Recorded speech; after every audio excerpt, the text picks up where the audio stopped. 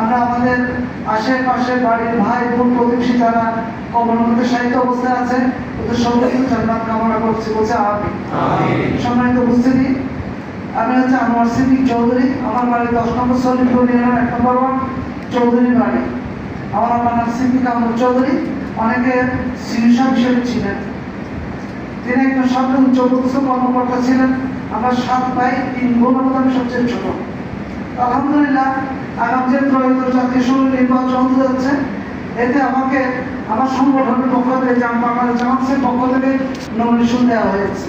সেই হিসাবে আমি আমার এলাকার কর্মসূত্র যারা মুরব্বীরা আছেন আপনাদের কাছে দোয়া নিতে এসেছি, পরিচিত হতে এসেছি এবং সার্বিক সহযোগিতা কামনা করছি।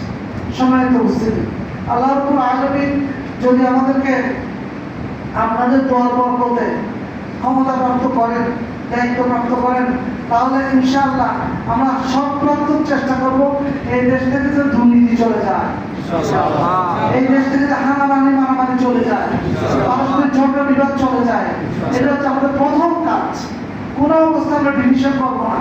মানুষের মত পার্থক্য মতভেদ থাকতেই পারে, এটা কোনো সমস্যা নেই, কিন্তু একে অপরের প্রতি রেশারেশি ঠেলাঠেলি, একে অপরকে ঘায়েল করার জন্য বিগত সময় যেভাবে হয়েছে ইনশাআল্লাহ সেটা হবে না। যেটা আল্লাহ রাব্বুল আলামিন বলেছেন, ওয়াতাসিমু বিহাবলিল্লাহি জামিআ, তোমরা সবাই একত্রিত থাকো। যেহেতু আমরা আল্লাহর বান্দা, আমাদের প্রভু একজন, তিনি হচ্ছে মহান আল্লাহ। আমাদের রাসূল একজন, তিনি হচ্ছে মুহাম্মদ রাসূলুল্লাহ সাল্লাল্লাহু আলাইহি ওয়াসাল্লাম। আমাদের চন্দ্র একটা, আমাদের সূর্য একটা। সুতরাং আমরা চাই সকলে মিলেমিশে থাকবো ইনশাআল্লাহ, পাবো ইনশাআল্লাহ।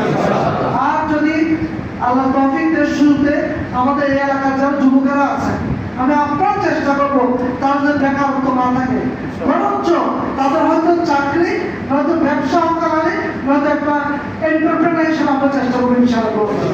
বেকারত্ব থাকতে দেবো না ইনশাআল্লাহ। আর যারা লেখাপড়া করতে পারে না, অর্থনীতির দুর্বলতার কারণে লেখাপড়া যাতে করতে পারে, এটার জন্য আমরা সর্বাত্মক সহযোগিতা করবো।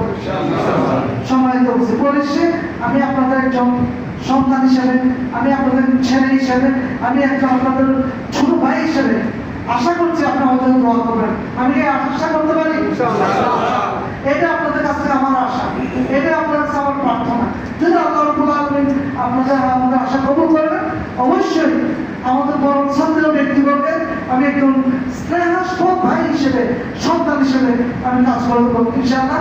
আমার জন্য দোয়া কামনা করে আমার কথা শেষ করছি। বিশেষ করে আমাদের সম্মানিত ইমাম এবং মসজিদ কমিটি যারা আছেন, সুযোগ করে